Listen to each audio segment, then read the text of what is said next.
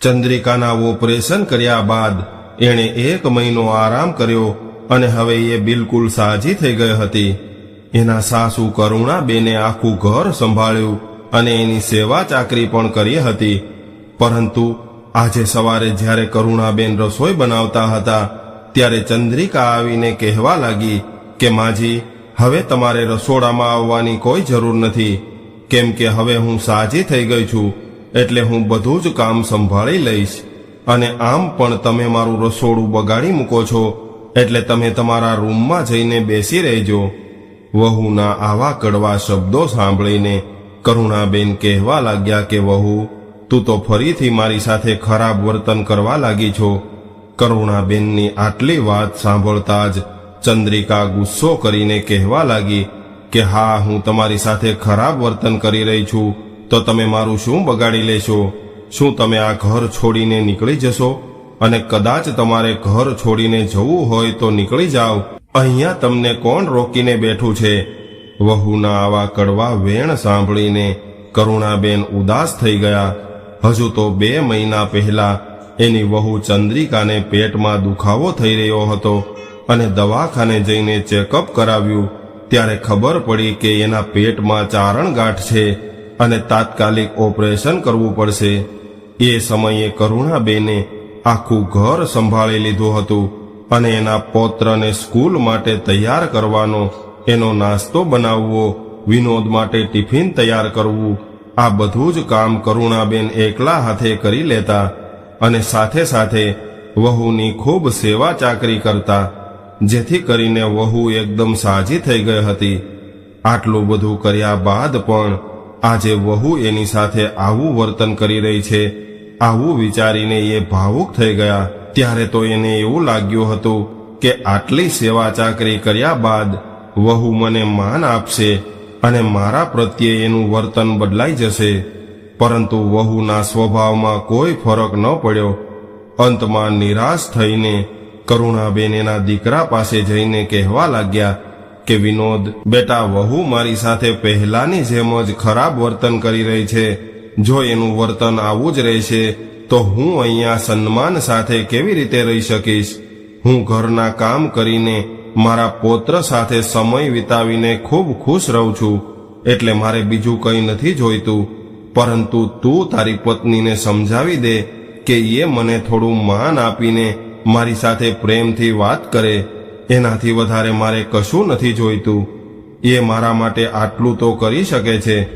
ત્યારે વિનોદ ગુસ્સે થઈને કહેવા લાગ્યો કે માં, હવે ફરી તમારા સાસુ વહુનો કકળાટ શરૂ થઈ ગયો છે. માં, તમને એક વાત જણાવી દઉં કે અમારે હવે તમારી કોઈ જરૂર નથી, એટલે હું તો એવું વિચારી રહ્યો છું કે તમને ફરીથી વૃદ્ધાશ્રમમાં મૂકી આવું. ઓપરેશન બાદ તમે ચંદ્રિકાની ઘણી બધી સેવા કરી છે અને હવે એને સારું થઈ ગયું છે, એટલે હવે તમારું અહીંયા કોઈ કામ નથી રહ્યું અને ત્યાં વૃદ્ધાશ્રમમાં તમારી બહેનપણીઓ તમને યાદ કરતી હશે, એટલે તમારે પાછા વૃદ્ધાશ્રમમાં જતું રહેવું જોઈએ. દીકરાના મોઢેથી આવા શબ્દો સાંભળીને કરુણાબેનના પગ નીચેથી જમીન સરકી ગઈ. એને તો પોતાના દીકરાના શબ્દો પર વિશ્વાસ નહોતો થઈ રહ્યો કે મારો દીકરો આટલો બધો સ્વાર્થી બની ગયો છે.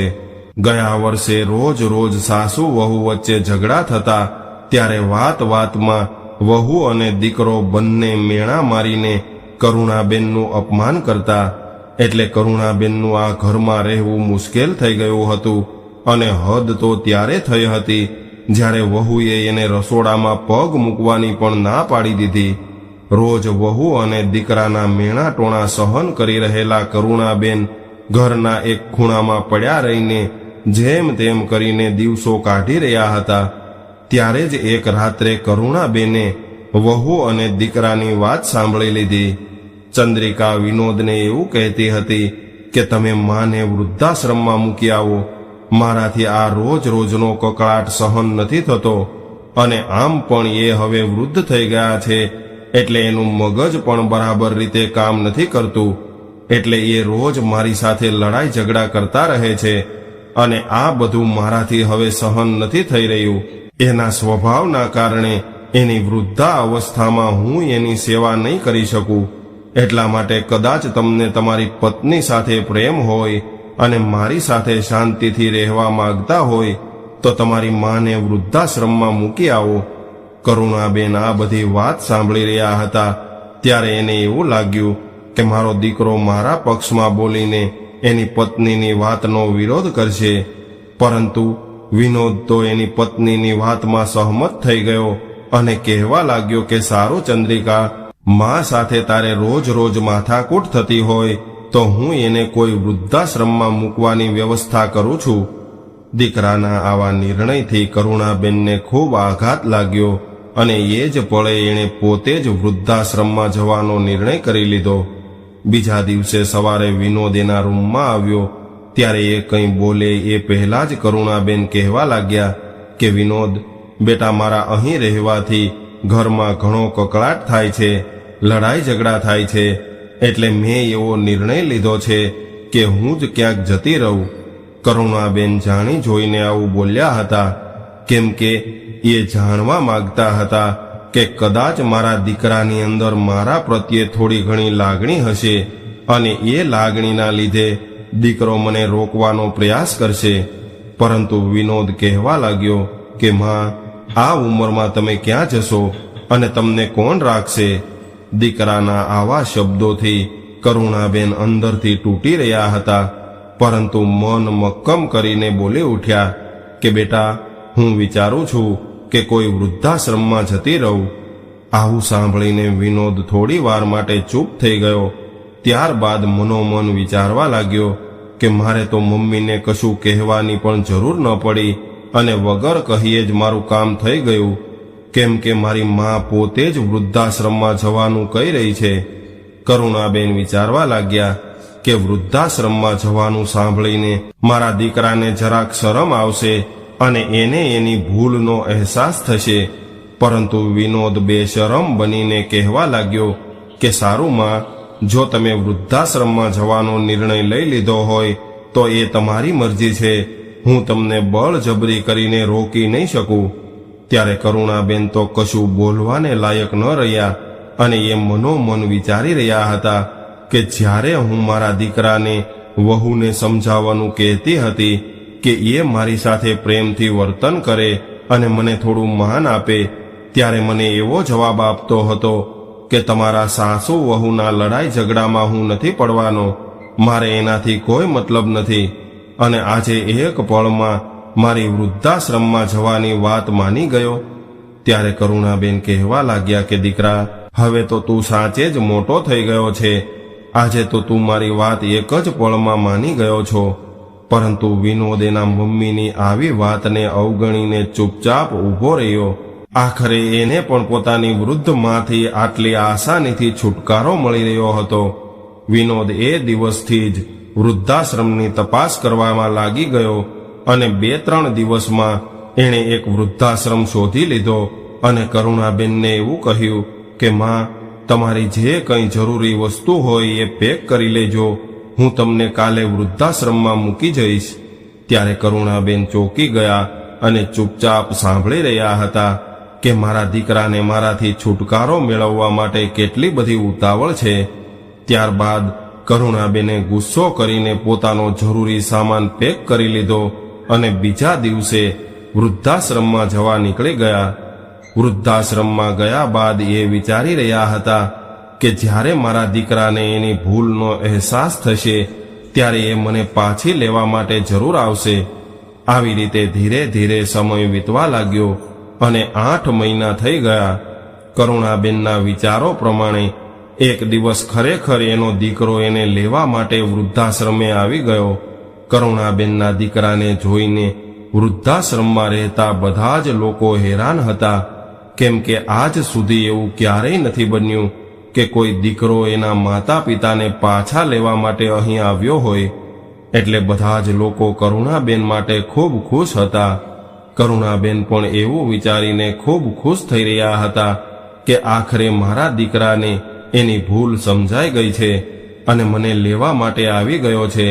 એ તો ખૂબ ખુશી ખુશી ઘરે ગયા અને બીજા દિવસે સવારે વહુ અને દીકરો બહાર જઈ રહ્યા હતા. ત્યારે વિનોદ બોલ્યો કે માં, અમે આજે બહાર જઈએ છીએ, એટલે તમે જમવાનું બનાવી રાખજો. ત્યારે કરુણાબેન ખુશ થઈને રસોઈ બનાવવા લાગ્યા. હવે 3 કલાક બાદ વહુ અને દીકરો ઘરે પાછા આવ્યા. બંનેના ચહેરા પર ઉદાસી હતી અને વિનોદ કહેવા લાગ્યો કે માં, અમે ડોક્ટર પાસે જઈને આવ્યા છીએ, કેમ કે ચંદ્રિકાને ઘણા સમયથી પેટમાં દુખાવો થઈ રહ્યો હતો. ચેકઅપ કર્યા બાદ ડોક્ટરે કહ્યું છે કે પેટમાં ગાંઠ છે અને ઓપરેશન કરાવવું પડશે. આવું સાંભળીને કરુણાબેન વહુ માટે ચિંતિત થવા લાગ્યા અને કહેવા લાગ્યા કે દીકરા, તું જલ્દીથી જલ્દી વહુનું ઓપરેશન કરાવી દે. આવા કામમાં વધારે સમય ન બગાડાય. ઘરનું અને વહુનું ધ્યાન રાખવા માટે અને એની સેવા ચાકરી કરવા માટે હું બેઠી છું, એટલે તું એની જરાય ચિંતા ન કરતો. કરુણાબેન બિચારા ભોળા હતા, એટલે એ સમજી ન શક્યા કે આ બધો વહુ અને દીકરાનો ખેલ છે. વહુનું ઓપરેશન કરાવવાનું તો નક્કી જ હતું. કરુણાબેનને તો માત્ર કામ કરવા માટે અને વહુની સેવા ચાકરી કરવા માટે જ દીકરો ઘરે પાછા લાવ્યો હતો, કારણ કે ચંદ્રિકાની સેવા ચાકરી કરી શકે એવું બીજું કોઈ નહોતું. કરુણાબેનને પોતાના સગા દીકરા અને વહુ દ્વારા છેતરવામાં આવ્યા હતા. વહુ અને દીકરાને પાઠ ભણાવવા માટે કરુણાબેન કહેવા લાગ્યા કે બેટા, હું તો એવું સમજી રહી હતી કે મારા દીકરાને એની ભૂલનો અહેસાસ થશે તો એ મને ઘરે પાછી લઈ જવા માટે જરૂર આવશે, અને એવું થયું પણ ખરું. પરંતુ હું દીકરાના ખોટા પ્રેમમાં આંધળી થઈ ગઈ હતી અને લાગણીઓના પ્રવાહમાં તણાઈને ઘરે પાછી આવી ગઈ.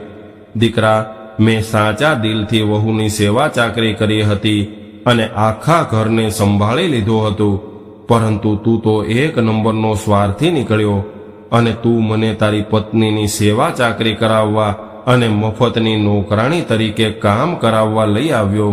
અને હું પણ મંદબુદ્ધિ હતી, એટલે એવું સમજી રહી હતી કે મારા દીકરાને મારા પ્રત્યે લાગણી છે, એટલે એ મને ક્યારેય એનાથી અલગ નહીં કરે. હવે તારું કામ પૂરું થઈ ગયું, એટલે તું મને અહીંથી કાઢી મૂકવા માંગે છે, પરંતુ હું હવે એવું ક્યારેય નહીં થવા દઉં. દીકરાના પ્રેમમાં મેં ઘણું બધું જતું કર્યું છે, પરંતુ એક વાત કાન ખોલીને સાંભળી લે કે આ ઘર મારા પતિએ મારા નામે કરેલું છે. ત્યારે વિનોદ હસતા હસતા બોલ્યો કે માં, કદાચ તમે ભૂલી ગયા છો, એટલે હું તમને યાદ અપાવી દઉં કે ઇન્સ્યોરન્સના પેપર પર સહી કરવાની સાથે સાથે મેં આ ઘરના પેપર ઉપર પણ તમારી સહી કરાવી લીધી છે, એટલે આ ઘર હવે મારા નામે છે. આટલું સાંભળતા તો કરુણાબેનને ખૂબ ગુસ્સો આવી ગયો અને કહેવા લાગ્યા કે તમારે જેમ કરવું હોય એમ કરો. આટલું કહીને એ ઘરની બહાર નીકળી ગયા. ત્યારે વિનોદ અને ચંદ્રિકાને એવું લાગ્યું કે માં હવે ક્યારેય પાછી નહીં આવે. પરંતુ અડધા કલાક બાદ કરુણાબેન પોલીસને લઈને ઘરે પાછા આવ્યા. કરુણાબેને એના દીકરા પર કેસ કર્યો હતો કે મારા દીકરાએ મારી સાથે છેતરપિંડી કરીને મારું ઘર એના નામે કરાવી લીધું છે. પોલીસને જોઈને વિનોદના હાથ પગ ઠંડા પડી ગયા અને એ વિચારવા લાગ્યો કે માએ તો ભારે કરી. હવે વિનોદ ગભરાઈને કહેવા લાગ્યો કે માં, તમારા ગયા બાદ તો આ ઘર મારું જ છે, તો પછી આ બધો તમાશો કરવાની શું જરૂર છે? ત્યારે કરુણાબેનને ખૂબ ગુસ્સો આવી ગયો અને વિનોદને એક લાફો મારીને કહેવા લાગ્યા કે અરે નાલાયક, કદાચ મારા મર્યા બાદ આ બધું જ તારું થવાનું હતું, તો તારે આવી રીતે છેતરપિંડી કરીને મારું ઘર તારા નામે કરાવવાની શું જરૂર હતી? અરે નાલાયક, તારા જેવા સ્વાર્થી દીકરા કરતા તો હું વાંઝણી રહી હોત તો સારું હતું. તારા પિતાજીના અવસાન બાદ તને હું મારો સહારો સમજતી હતી, પરંતુ તે તો મને ભંગારની જેમ એક ખૂણામાં ધકેલી દીધી. શરૂઆતમાં તો દીકરાના પ્રેમના મોહમાં આવીને મેં એવું વિચારીને બધું જતું કર્યું કે મારા દીકરાને જેવી રીતે રહેવું હોય એવી રીતે રહે, પરંતુ એ સુખી રહે. પરંતુ પોતાની માં સાથે છેતરપિંડી કરીને તે તો નીચ થવાની બધી જ હદ પાર કરી છે. અત્યાર સુધી તમે લોકોએ મને એક વસ્તુની જેમ સમજીને રાખી છે, પરંતુ હવે તમે લોકો અત્યારે જ મારું ઘર ખાલી કરીને તમારે જ્યાં જવું હોય ત્યાં નીકળી જાઓ. મારે તમારી સાથે કોઈ સંબંધ નથી રાખવો. જેથી કરીને તારા જેવા દરેક સ્વાર્થી સંતાનોને ખબર પડે કે સંતાન જ્યારે નીચ થવાની હદ વટાવે છે ત્યારે એક માં શું કરી શકે છે. કરુણાબેનનું આવું રૌદ્ર સ્વરૂપ જોઈને ચંદ્રિકા પણ ગભરાઈ ગઈ અને હાથ જોડીને કહેવા લાગી કે માજી, અમારું નહીં પરંતુ કમસે કમ તમારા પૌત્ર વિશે વિચાર કરીને અમને માફ કરી દો.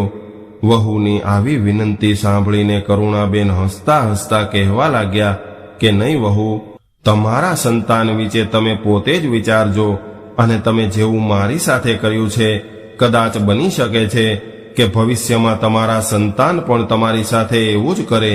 એટલે એના માટે પણ તમે તૈયાર રહેજો, કેમ કે તમારા સંતાનો તમારી સાથે જ્યારે આવું વર્તન કરશે ત્યારે તમને ખબર પડશે કે એક માં સાથે છેતરપિંડી થાય, એક માનું દિલ દુભાય ત્યારે કેવું લાગે છે.